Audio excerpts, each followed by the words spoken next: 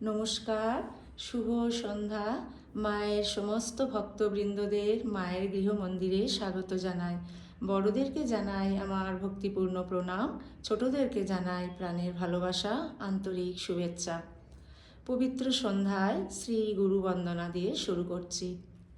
গুরুর ব্রহ্মা গুরুর্বিষ্ণু গুরুর্দেব মহেশ্বরা গুরুরেব পরম ব্রহ্ম তস্मै শ্রী গুরবে নমঃ। অখণ্ডমণ্ডলাকারं ব্যাপ্तं येन চরাচরं তৎপদং দর্শিतं येन তস্मै শ্রী গুরবে নমঃ। অজ্ঞানতিমিরান্ধস্য জ্ঞানাঞ্জনশলাকয়া চক্ষুরুন্মিলিतं येन তস্मै শ্রীগুরবে নমঃ। ব্রহ্মানন্দं পরমসুখদं কেবलं জ্ঞানমূর্তিं দ্বন্দ্বাতীतं গগনসদৃশं তত্ত্বমস্যাদিলক্ষ্যम् एकं नित्यं विमलमचलं सर्वादिसाक्षिभूतं भावातीतं त्रिगुणरहितं सद्गुरुं त्वं नमामि, सद्गुरुं त्वं नमामि, सद्गुरुं त्वं नमामि। জয় গুরুদেব। গুরু পরম্পরায় সকল পূজ্যপাদ সদ্গুরুর শ্রীপাদ পদ্মে পবিত্র সন্ধ্যায় আমার অনন্ত অভূমি লুণ্ঠিত প্রণাম, অন্তরের অন্তঃস্থলের ভালোবাসা, শ্রদ্ধাঞ্জলি, ভক্তি পুষ্পাঞ্জলি অর্পণ করিয়া আজকে পবিত্র সন্ধ্যায় কথামৃত পাঠ শুরু করছি। শ্রীমকথিত শ্রী শ্রী রামকৃষ্ণ কথামৃত দ্বিতীয় খণ্ড পবিত্র গ্রন্থখানি থেকে 1883 খ্রিস্টাব্দের সেপ্টেম্বরের অষ্টম পরিচ্ছেদ। দক্ষিণেশ্বরে ভক্ত সঙ্গে 23শে সেপ্টেম্বর 1883। মায়ের সকল ভক্তবৃন্দদের করজোড়ে অনুরোধ করছি, আপনারা প্লিজ শেষ অবধি মায়ের গৃহ মন্দিরের সঙ্গে থাকবেন। তব কথামৃতাম তপ্ত জীবনম কবিবিরীড়িতম কল্মষাপহম শ্রবণমঙ্গলম শ্রীমদাততম ভুবি গৃণন্তি যে ভূরিদা জনাঃ। অষ্টম পরিচ্ছেদ। শ্রীরামকৃষ্ণ দক্ষিণেশ্বর মন্দিরে ভক্ত সঙ্গে বসিয়া আছেন। রাখাল, মাস্টার, রাম, হাজরা প্রভৃতি ভক্তগণ উপস্থিত আছেন। হাজরা মহাশয় বাহিরের বারান্দায় বসিয়া আছেন। আজ রবিবার 23শে সেপ্টেম্বর 1883 ভাদ্র কৃষ্ণা সপ্তমী। নিত্যগোপাল, তারক প্রভৃতি ভক্তগণ রামের বাড়িতে থাকেন। তিনি তাহাদের যত্ন করিয়া রাখিয়াছেন। রাখাল মাঝে মাঝে শ্রীযুক্ত অধর সেনের বাড়িতে গিয়া থাকেন।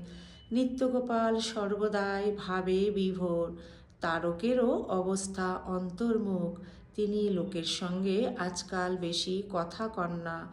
শ্রীরামকৃষ্ণের ভাবনা নরেন্দ্রের জন্য। ঠাকুর এইবার নরেন্দ্রের কথা কহিতেছেন। শ্রীরামকৃষ্ণ একজন ভক্তের প্রতি: নরেন্দ্র তোমাকেও লাইক করে না মাস্টারের প্রতি। কই অধরের বাড়ি নরেন্দ্র এলো না কেন? একাধারে নরেন্দ্রের কত গুণ, গাইতে বাজাতে লেখাপড়ায়। সেদিন কাপ্তেনের গাড়িতে এখান থেকে যাচ্ছিল। কাপ্তেন অনেক করে বললে তার কাছে বসতে। নরেন্দ্র ওধারে গিয়ে বসল। কাপ্তেনের দিকে ফিরে চেয়েও দেখলে না। শাক্ত গৌরী পণ্ডিত ও শ্রীরামকৃষ্ণ। শুধু পাণ্ডিত্যে কি হবে? সাধন ভজন চাই। এদেশে গৌরী পণ্ডিতও ছিল, সাধকও ছিল। শাক্ত সাধক। মার ভাবে মাঝে মাঝে উন্মত্ত হয়ে যেত।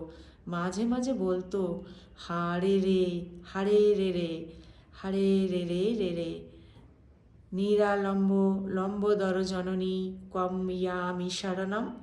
তখন পণ্ডিতেরা কেঁচো হয়ে যেত, আমিও আবিষ্ট হয়ে যেত। আমার খাওয়া দেখে বলতো, তুমি ভৈরবী নিয়ে সাধন করেছ? একজন কর্তাভাজা নিরাকারের ব্যাখ্যা করলে। নিরাকার অর্থাৎ নীরের আকার। গৌরী তাই শুনে মহা রেগে গেল। প্রথম প্রথম একটু গোড়া শাক্ত ছিল, তুলসী পাতা দুটো কাঠি করে তুলতো, ছুঁতো না, সকলের হাস্য। তারপর বাড়ি গেল, বাড়ি থেকে ফিরে এসে আর অমন করে নাই। ও আমি একটি তুলসী গাছ কালীঘরের সম্মুখে পুঁতেছিলাম, মরে গেল। পাঁঠা বলি যেখানে হয় সেখানে নাকি হয় না। গৌরী বেশ সব ব্যাখ্যা করত। এ ওই ব্যাখ্যা করত, এ শিষ্য, ওই তোমার ইষ্ট। আবার রাবণের দশমুণ্ড বলতো, দশ দশ ইন্দ্রিয়, তমগুণে কুম্ভকর্ণ, রজগুণে রাবণ, সত্যগুণে বিভীষণ, তাই বিভীষণ রামকে লাভ করেছিল। রাম, তারক ও নিত্যগোপাল। ঠাকুর মধ্যাহ্নে সেবার পর একটু বিশ্রাম করিতেছেন। কলিকাতা হইতে রাম, তারক অর্থাৎ শিবানন্দ প্রভৃতি ভক্তগণ আসিয়া উপস্থিত হইলেন। ঠাকুরকে প্রণাম করিয়া তাঁহারা মেজেতে বসিলেন। মাস্টারও মেঝেতে বসিয়া আছেন। রাম বলিতেছেন, আমরা খোল বাজনা শিখিতেছি। শ্রীরামকৃষ্ণ রামের প্রতি, নিত্যগোপাল বাজাতে শিখেছে? রাম, না, সে অমনি একটু সামান্য বাজাতে পারে। শ্রীরামকৃষ্ণ, তারক? রাম, সে অনেকটা পারবে। শ্রীরামকৃষ্ণ, তাহলে আর অত মুখ নিচু করে থাকবে কেন? তাহলে আর অত মুখ নিচু করে থাকবে না। একটা দিকে খুব মন দিলে ঈশ্বরের দিকে তত থাকে না। রাম, আমি মনে করি আমি যে শিখছি কেবল সংকীর্তনের জন্য। শ্রীরামকৃষ্ণ মাস্টারের প্রতি, তুমি নাকি গান শিখছ? মাস্টার সহাস্যে, আজ্ঞে না, অমনি উ আ করি। আমার ঠিক ভাব আর কাজ নাই, জ্ঞান বিচারে দেমা পাগল করে। শ্রীরামকৃষ্ণ, তোমার ওটা অভ্যাস আছে? থাকে তো বলো না, আর কাজ নাই জ্ঞান বিচারে দেমা পাগল করে। দেখো, ওইটে আমার ঠিক ভাব। হাজরা মহাশয় কারু কারু সম্বন্ধে ঘৃণা প্রকাশ করিতেন। শ্রীরামকৃষ্ণ রাম প্রভৃতি ভক্তদের প্রতি, ওদেশে একজনের বাড়ি প্রায় সর্বদাই গিয়ে থাকতাম। তারা সমবয়সী, তারা সেদিন এসেছিল, এখানে 2-3 দিন ছিল। তাদের মা ওইরূপ সকলকে ঘৃণা করত। শেষে সেই মার পায়ের খিল কীরকম করে খুলে গেল, আর পা পচতে লাগলো। ঘরে এত পচা গন্ধ হলো যে লোকে ঢুকতে পারত না। হাজরাকে তাই ওই কথা বলি, আর বলি কারুকে নিন্দা করো না। বেলা প্রায় 4টা হইল। ঠাকুর ক্রমে মুখ প্রক্ষালনাদি করিবার জন্য ঝাউতলায় গেলেন। ঠাকুরের ঘরের দক্ষিণ পূর্ব বারান্দায় শতরঞ্চি পাতা হইল। সেখানে ঠাকুর ঝাউতলা হইতে ফিরিয়া আসিয়া উপবেশন করিলেন। রাম প্রভৃতি উপস্থিত আছেন। শ্রীযুক্ত অধর সেন, সুবর্ণ বণিক তাঁর বাড়িতে রাখাল অন্নগ্রহণ করিয়াছেন বলিয়া রামবাবু কি বলিয়াছিলেন? অধর পরম ভক্ত, সেই সব কথা হইতেছে। সুবর্ণ বণিকদের মধ্যে কারু কারু স্বভাব একজন ভক্ত রহস্যভাবে বর্ণনা করিতেছেন, আর ঠাকুর হাসিতেছেন। তাহারা রুটি ঘণ্ট ভালোবাসেন, ব্যঞ্জন হোক আর না হোক। তাঁরা খুব সরেস চাল খান, আর জলযোগের মধ্যে ফল একটু খাওয়া চাই। তাঁরা বিলাতি আমড়া ভালোবাসেন ইত্যাদি। যদি বাড়িতে তত্ত্ব আসে, ইলিশ মাছ, সন্দেশ, সেই তত্ত্ব আবার ওদের কুটুম্ব বাড়িতে যাবে। সে কুটুম্ব আবার সেই তত্ত্ব তাদের কুটুম্বের বাড়িতে পাঠাবে। কাজে কাজেই একটা ইলিশ মাছ 15-20 ঘর ঘুরতে থাকে।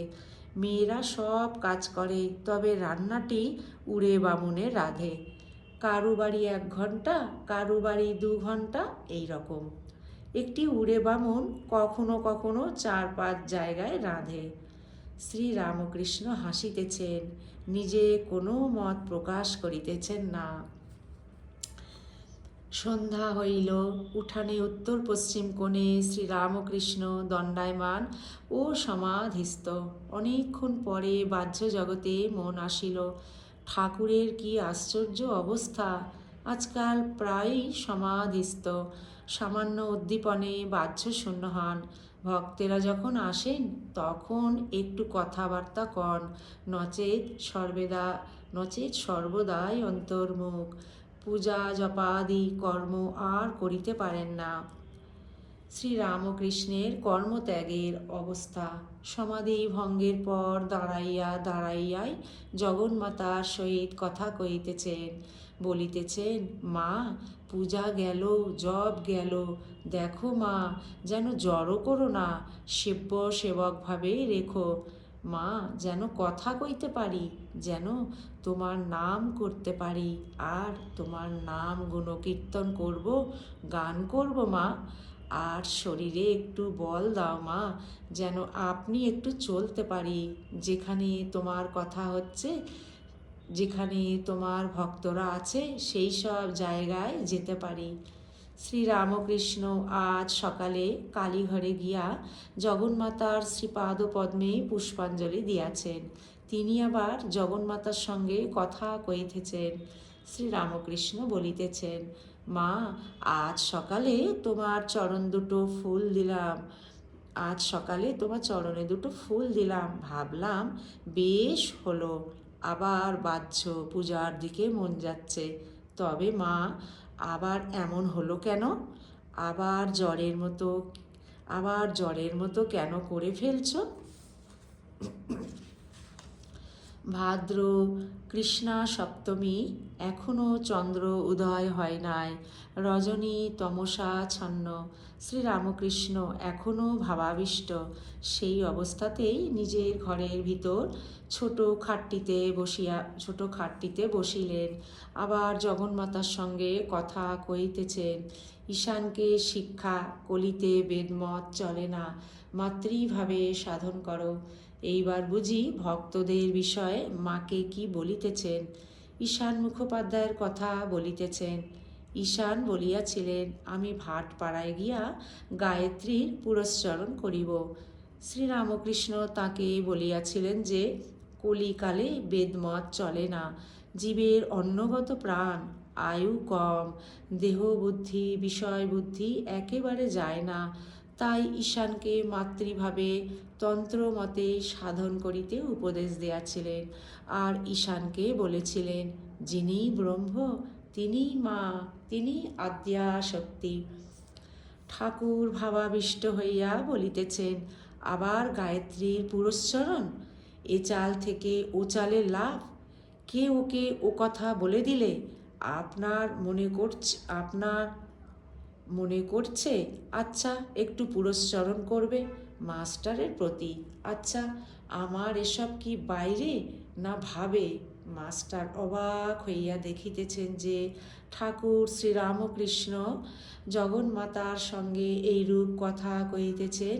তিনি অবাক হইয়া দেখিতেছেন ঈশ্বর আমাদের প্রতি নিকটে, বাহিরে আবার অন্তরে। অতি নিকটে না হলে শ্রীরামকৃষ্ণ চুপি চুপি তাঁর সঙ্গে কেমন করে কথা করছেন? ওম নিরঞ্জনম নিত্যম অনন্তরূপম ভক্ত্যানুকম্পাধিত বিগ্রহং বৈ ঈশাবতারং পরমেশমিড্যং ত্বং রামকৃষ্ণং শিরসা নমামঃ।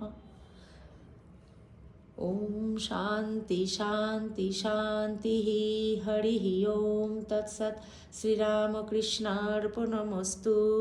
জয় শ্রী গুরু মহারাজ জি কি জয়, জয় মহামায় কি জয়, জয় স্বামীজি মহারাজ জি কি জয়, জয় শ্রী শ্রী কথামৃতকার শ্রী মাস্টার মহাশয় শ্রীমা কি জয়, জয় গঙ্গা মায় কি জয়।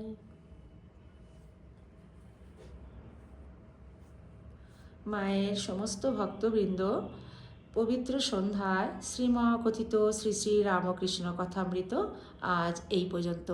আসুন আমরা সমবেতভাবে ঠাকুরের শ্রীপাদপদ্মে আমরা আমাদের প্রার্থনা নিবেদন করি। ঠাকুর যেন তার সকল সন্তানদের কৃপা করুণা দয়া আশীর্বাদ করেন। তার কৃপা আশীর্বাদ সকল সন্তানদের উপর অজর ধারায় বর্ষিত হোক। ঠাকুর যেন তার সকল সন্তানদের নিজ নিজ সাধন জীবন সদা সর্বদা সর্বত্র রক্ষা করেন। আমাদের ঠাকুর যেন শ্রদ্ধা ভক্তি দেন। ঠাকুরের চরণে আমরা সদা সর্বদা যেন মনটিকে স্মরণে মননে ফেলে রাখতে পারি। এই পবিত্র সন্ধ্যায় আমাদের এই সমবেত প্রার্থনা আমরা ঠাকুরের শ্রীপাদ পদ্মে নিবেদন করিলাম। আপনারা সবাই খুব ঠাকুরের অসীম কৃপায় খুব ভালো থাকবেন, সুস্থ থাকবেন, আনন্দে থাকবেন। সদা সর্বদা আমরা যেন মনটিকে ঠাকুরের শ্রীপাদ পদ্মে ফেলে রাখতে পারি। বন্ধুরা, আজকে ভিডিওটি আমি এইখানেই পরিসমাপ্তি করছি। যদি আপনাদের নিত্য কথামৃত অনুধ্যান যদি আপনাদের ভালো লেগে থাকে, আপনারা প্লিজ মায়ের গৃহমন্দিরের এই চ্যানেলটিকে সাবস্ক্রাইব করে লাইক শেয়ার কমেন্ট করবেন। আর মায়ের সদা সর্বদা মায়ের গৃহমন্দিরের পাশে থাকবেন, এই বিনীত অনুরোধ আপনাদের কাছে রাখলাম। গুরুদেব ঠাকুর মা স্বামীজিকে শুভরাত্রি জানিয়ে বন্ধুরা আপনাদের সবাইকে জানাই শুভরাত্রি। আবার অন্য একটি পর্বে অন্য আরেকটি নতুন ভিডিও নিয়ে আপনাদের সামনে উপস্থিত হব। ততক্ষণ পর্যন্ত আমরা যেন মনটিকে ঠাকুরের শ্রীপাদপদ্মেই ফেলে রাখতে পারি। জয়তু জয়তু জয়তু শ্রী শ্রী রামকৃষ্ণ শরণাম শরণ্যে। শরণাগত শরণাগত শরণাগত ঠাকুর তোমার সকল সন্তানদের কৃপা করো, দয়া করো।